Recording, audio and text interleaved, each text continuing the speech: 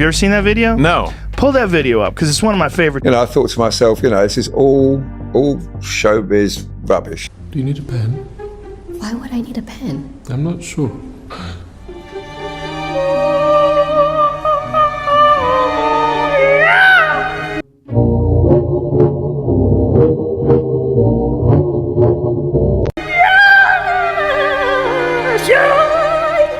It was the worst royal engagement I ever did, a royal wedding I ever did, because Harry was determined to keep the newspapers away from it as much as possible. Oh, I don't like the air in here. Can you smell it?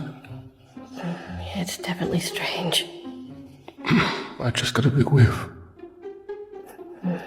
It's pretty bad. I have a surprise for you. Okay? It's a golden unicycle.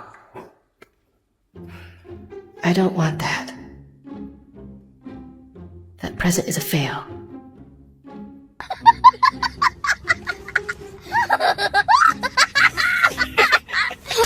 He was angry, and I felt, we were punished for that. And I travelled the world with him, and I did really enjoy working with him. But, now I really don't care if I ever see him again, because the way he's behaved towards the king and our queen and his brother and his sister-in-law is appalling.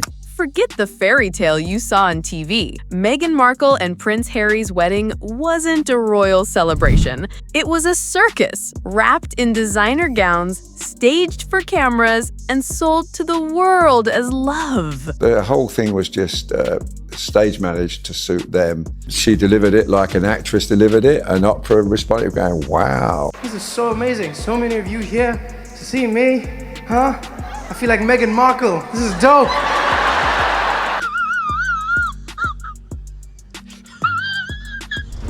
But according to Arthur Edwards, the royal photographer who's seen everything from Charles and Diana's vows to William and Kate's magical day, this was no wedding of the century. In fact, he calls it the worst royal wedding he ever covered. I did William's wedding, I did Andrew's wedding, I did Sophie and Edward, they were lovely occasions, but that today, I couldn't get out of Windsor quick enough, I promise you that The day. worst royal wedding to cover. Yeah. And if you thought the glossy carriage shots and Hollywood guest list screamed dream come true, just wait until you hear what really went down. Spoiler, it wasn't romance. It was chaos. The photographers they engaged for the job was 5 feet away, it was just hopeless. And then the carriage shot, when they went past me in the carriage, they looked the other way. So for me, it was a disaster. President Trump also announced a new trade deal with the UK. All that Britain demands in return is that we keep these two. No! I refuse! I'm sick of it! But before I spill the tea on this royal disaster, make sure to hit subscribe and drop a comment. If you were Step at that wedding, would you fake a smile or fake an emergency exit? Elon built electric cars, he's going to Mars. Why isn't he even involving himself with Twitter? It would be like if the Prince of England gave it all up just to marry an actor from Suits.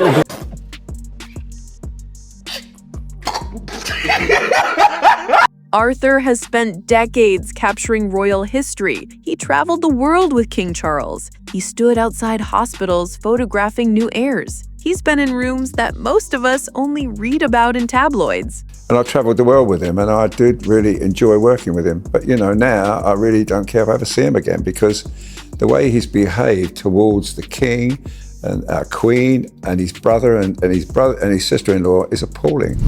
But when he showed up for Harry and Meghan's Windsor extravaganza, what he saw made him want to grab his camera and run. His words, "I couldn't get out of Windsor quick enough." That's not exactly what you expect to hear about the so-called wedding of the century. Both King Charles's weddings, I did William's wedding, I did Andrew's wedding, I did Sophie and Edward, they were lovely occasions, but that day I couldn't get out of Windsor quick enough. From your living room, it looked elegant. Flags waving, choirs singing, Meghan glowing in Givenchy. But inside Windsor, guests were melting like ice cream in the Sahara. Imagine standing for hours under blinding heat in heavy coats and gowns, fanning yourself with a wedding program that felt more like a lifeboat. Oh, I was there. I hated the day. The day was a miserable day. I mean, it was a worst royal engagement I ever did, a royal wedding I ever did. Makeup slid off cheeks. Men sweated through 1,000-pound suits. Women clutched their hats like hostages. Arthur says it wasn't a celebration. It was survival. He's covered everything from royal funerals to state visits, and he insists this was the most miserable event of his career. For me, it was a disaster. And Well, was that deliberate? You were made to feel unwelcome I at the felt wedding. so. I felt, it wasn't just me, it was the whole of the British press. You know, they were, in many ways, badly treated.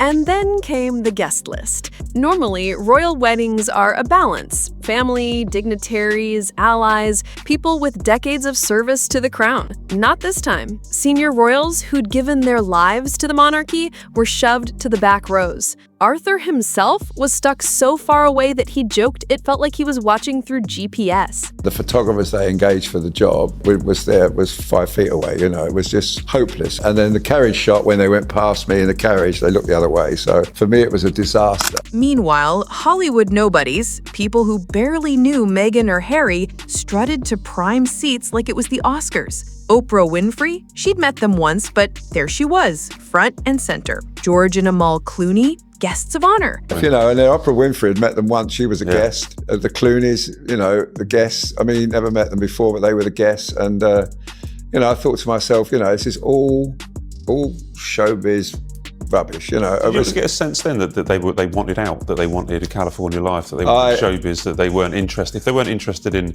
making people feel welcome at the wedding. Some celebrities even admitted they skipped because they didn't know the couple at all. Reese Witherspoon reportedly said, "Why would I go? I don't even know them." That tells you everything. The guest list, beyond the lone family member she invited, was simply inviting celebrities who were total strangers to her. I could see, especially with a wedding of this scale, inviting a handful of people who you do not know, but certainly not to this extent. There were a huge amount of guests who she had never met. Some people didn't even come. Like, for example, Reese Witherspoon said, "Why would I go? I don't even know them." For Arthur, the nightmare didn't stop with the seating chart. Harry himself had an agenda. Furious with the British press for its treatment of Meghan during their engagement, he decided to make the wedding a revenge mission. How? By deliberately sabotaging photos. When Harry passed photographers in the carriage, he looked the other way. At the altar, he ducked his head. Every moment that should have been iconic, blocked. Arthur admitted he walked away without a single usable shot. Imagine photographing decades of royal milestones, then being iced out at Harry's big day. For the first time ever, a royal wedding produced 0 published images from him. His conclusion? It wasn't incompetence. It was punishment. I want to sort of mention them now, but some of them were pretty unfair as well. And so he was angry, and I felt, you know, we were punished for that. And in fact, I never got one picture in the paper published from that day. And if the blistering sun and hostile groom weren't enough, let's talk about the food, or the lack of it. Royal weddings usually mean grandeur, tables groaning under champagne, roasts, and desserts that feed entire regiments. Meghan and Harry served finger food, tiny canapes, avocado toast bites, macarons. We're talking snacks you could finish in one bite. If you blinked, you missed them. Guests dressed in couture worth thousands of pounds left hungry, whispering that they'd have been better off at McDonald's. Arthur himself called it pathetic. The symbolism was clear. This wasn't abundance, it was minimalism. Glossy photos for magazines, but no substance for the people actually there. I felt so. I felt, that wasn't just me, it was the whole of the British press. You know, they were in many ways badly treated. I think it was, Harry was angry with us really, because some of the things that have been said about Meghan, and quite rightly, some of the things that were said about Meghan during the engagement were pretty harsh. Arthur makes it clear, What we all watched wasn't a wedding. It was a launch party. Meghan delivered her vows like a Hollywood actress hitting her mark. The Americanized sermon played like a Broadway performance. Guests weren't watching a royal union. They were extras in the pilot episode of Harry and Meghan, the brand. Instead of honoring centuries of tradition, it was about optics, about getting headlines, about keeping the spotlight fixed firmly on them. Love, unity, family? Please. This was about showbiz. Here's the part that really stings. Arthur covered Charles's weddings, William and Kate's fairy tale, even Andrew and Fergie. He calls them lovely occasions, moments where tradition and love blended seamlessly. But Harry and Meghan? He says flatly, the worst wedding he's ever done. His words, "I couldn't get out of Windsor fast enough." Let that sink in. A man who has stood through decades of royal highs and lows described this one as a miserable, disrespectful, Hollywoodized disaster. But it didn't stop at the I do. The wedding was just the opening act. Harry and Meghan didn't lean into royal life, they sprinted out of it. Instead of family unity, they booked Oprah. And we all remember how that went. Oprah Winfrey had met them once. She was a guest. The Clooneys, the guests. I mean, never met them before, but they were the guests. And, I thought to myself, this all showbiz rubbish. The accusations of racism, the complaints about security, the digs at Charles, Camilla, William, and Kate. Arthur says the interview was one-sided and unfair, more stunt than truth. He insists the Queen and Charles were seething, blindsided by a spectacle designed to humiliate. For Meghan and Harry, the interview wasn't reconciliation. It was branding, another PR stunt to keep their names trending. And the saddest part? The children. Archie and Lilibet growing up cut off from their cousins, their grandparents, their royal heritage. Arthur says it breaks his heart. Family bonds that took centuries to build are being erased in one generation. Not for safety, but for publicity. No, most of that interview was left on the cutting room floor because it was so one-sided and it was so unfair. And I think about watching it now, and the bit about Archie and the colour of his skin. And I knew they'd be seething. I knew the Queen would be seething. I knew that the Prince of Wales, Prince Charles, would be seething. It would be so unfair. Harry even refused to stay in royal residences during the Invictus Games, citing security. Instead, he checked into luxury hotels with his own bodyguards. Arthur wasn't buying it. His take? Harry wanted independence, but also the attention that came with rejecting royal tradition. When he was over for the Invictus Games ceremony, he didn't want to stay in a royal residence that was offered to him by the king because he didn't feel he had enough protection there. So what's the legacy of Harry and Meghan's wedding? Not unity, not tradition, not love. It was the start of a circus. A staged event that shoved aside loyalty, mocked the monarchy, and rebranded two royals as global celebrities. From the suffocating heat, to the pitiful food, to Harry's vendetta against the press,